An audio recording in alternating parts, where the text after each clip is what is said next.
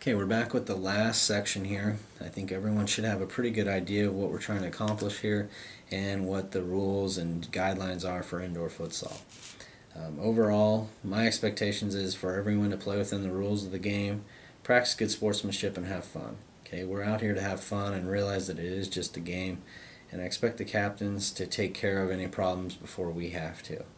I'm not looking to create more headache for myself, and that's why I think this will be a great event for us on campus, and we'll go from there. Okay, like I said, if there's ever any questions that you specifically have about anything that was said on the videos or anything that's printed on our website, just feel free to come talk to me or shoot me an email, and I can explain those to you, or if we made a mistake, then we can correct that as soon as possible. Okay, a few things that we've implemented over the summer that will take effect with this sport is first our sportsmanship code and our sportsmanship rating system. Okay, we have had very few problems in the first year of me being the director, so we want to continue to do that, and we want to continue to get better in regards with sportsmanship. What we've done is we've set up a parameters of 1 through 5, 1 being you were terrible, we had an ejection, multiple technicals, so on and so forth, to 5 where nothing happened, they're angels. 4 was, we'll say, we had a couple people grumbling about some calls, but nothing out of the ordinary, okay? Just to give you an idea. After the games are complete, the officials that worked your game, the scorekeepers, the supervisors, whoever was present at your game that works for intramural department will put down what they think you deserve as far as a numerical number or rating based on the guidelines that I've set forth, so that way we don't run into circumstances where, well, John here, he hates our fraternity, sorority, or just us in general, and he gave us a 1. Obviously, if there isn't an ejection, then they're not going to get a 1. But if there is a yellow card, you might get a 2 or a 3. So there's a little bit of boundaries there, and some of it is open for interpretation. But what we want to do is have everyone practice good sportsmanship, be courteous to themselves, the officials, as well as the other team and their surroundings. What will happen is we'll keep track of those throughout the year with our software, and at the end of the regular season, we'll go through those and we'll say, okay, we've had 30 games, or we'll say 6 games, and you've had 30 points. So that means you've averaged 5. Okay, 5 is great, so you have no problem. On you go to the tournament. Okay, you have to score above a 3, which is average. Even if you complain about some calls and stomp around and officials are mad at you, that's within the parameters of 4. We don't get to 3s until we start having technicals, yellow cards, throwing people out, so on and so forth. Okay, cursing, those type of things. That's where we get 3s and below. It's going to be very difficult, in my estimation, that we would have anybody not be able to get a 3 unless they were just totally a mess. Okay, if you get a 2, 3, 2, or 1 on that night, the next morning I'll email you and tell you, hey, last night you got a 2, we had a yellow card given, we had problems with language, your crowd was out of control, you didn't do anything to control it, so the officials felt like you needed to have a poor number 2 rating. Okay, obviously if you get a 2, you're going to have to get a number of 2s and 1s to drag your whole average down to 3. Okay, if you are above the 3, then you obviously are going to move on to the postseason. If you're below, then you will be suspended from the postseason and not be able to do that.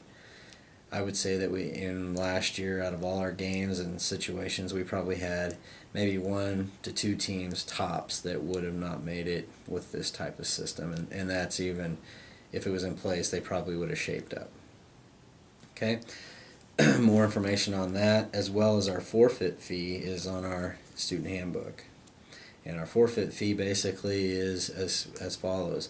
You, as the captain, are responsible for getting your team to the contest that they're scheduled to play in. If they are unable to do that, you need to let me know by 3 o'clock the day of the game. Okay, if I get a phone call or an email from you, then I'm able to turn around and call the team that you are playing and tell them not to worry about coming up, as well as the officials. Okay, nothing is more irritating than you calling 5 people to make sure they're going to be there. You get everyone there, you're ready to play, and the other team's a no call, no show. Okay, if that happens, we have a forfeit, and what will happen is the forfeit fee is $20 for a team activity. And your team, Team A, if you forfeited, will be charged $20, and that's paid through the Heskett Center at the front desk or through myself, and you have to pay that before you're able to play again. Okay, so it's very minor. It's not like we're trying to make a ton of money. It's just the fact that we want people to be responsible. Now, if you call me before, we'll say 3:30, then we'll call that a default, and then you don't have to pay. So the whole key is to know ahead of time if you're going to make it or not. If you don't make it, you owe the $20. You pay the $20, you can play again. If you don't pay the $20, you forfeit again. Now you owe me twice, so that's $40 that you owe. And after 2 forfeits, you're out of the tournament and out of the league. Okay, so it's pretty simple. The most that we're going to carry people is for $40. At the end of indoor futsal, I will look and say, okay, everyone, here's all the forfeits. This team paid. Oh, this team did not pay, and I'll put a hold on that captain's account, his personal WSU account, okay, until that's taken care of. Basically, that means you're going to have trouble. You won't be able to enroll, things along those lines. It's just like a parking ticket, okay. Figure if you have 10 guys on your team, it's a couple dollars if you miss, okay. And that's the only time you're going to miss is if you no call, no show, or if you get here and you only have 1 guy. Okay. So what I'm asking is give me an email or give me a call before we get in, at 3:30, no later. So if you know you're going to be short, call me and say we're not going to have enough.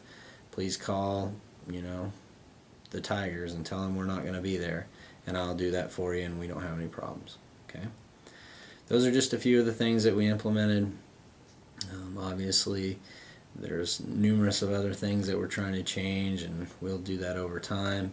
But for the most part, we want to make sure that everyone's on the same page as far as with the sportsmanship code and the forfeit fee.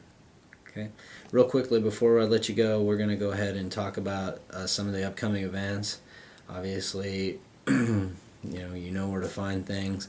But flag football is coming up. The deadline is going to be the 23rd of September at 10 o'clock. So encourage people to get a team. We also have Home Run Derby, which is September 8th, and that's just a drop-in event. It's at the Metroplex from 6 to 10. So basically you just show up, hit your home runs, and then you can leave, and the results will be posted the following day. We also will have tennis singles and doubles, so check the calendar to find out when those deadlines are if that interests you. Frisbee golf is a drop-in event. You just basically go play at a course that we determine with a scorecard that we have pre-printed, and then you bring that back with your score, and it's based on the honor system. Okay. We also have a fall golf scramble, which will take place at Brayburn.